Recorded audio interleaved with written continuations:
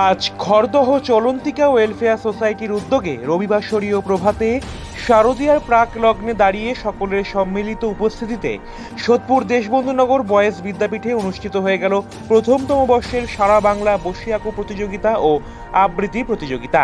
তৎসহ এর পাশাপাশি চক্ষু পরীক্ষা শিবির ও ছানি অপারেশনেরও আয়োজন করা হয়েছিল।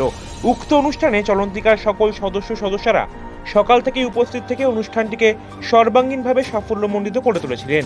প্রসঙ্গত, এই অনুষ্ঠানের অন্যতম সাংস্কৃতিক সম্পাদক সমরেশ পালের উদ্যোগে সমাজের প্রান্তিক মানুষদের হাতে বৃহৎ পরিসরে করা হলো বস্ত্র বিতরণ।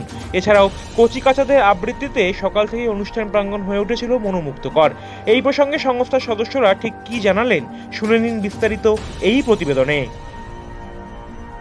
চলন্তিকা একটা মুক্ত আকাশে ধ্রুবতারার মতন দাঁড়িয়ে গেছে, কিন্তু সবচেয়ে বড় কথা হলো আমরা এত মানুষ নেই, এখানে কোনো রাজনীতি নেই, এখানে কোনো দলাদলি নাই, কিছু নেই, কোনো ধর্ম নেই, এখানে হিন্দু মুসলমান খ্রিস্টান সবাই আছে। আমরা সবাই ভারবার, আমরা জাতি বিভেদ নিয়ে করি না, আমরা শুধু ঠাকুরের নাম প্রচার করে যাচ্ছি আর সমাজসেবার জন্যে বিভিন্ন জায়গা। কিন্তু এবছরে আমাদের যে চিন্তাধারাটা যে এত দামভাবে সফল হব, এটা আমরা নিজেরাও কল্পনা করতে না। আমার তো খুব ভালোই লাগছে। আমাদের চলন্তিকা 1986 সালে আমরা তৈরি করেছি। তা আমি 2010 থেকে মেম্বারশিপ নিয়েছি।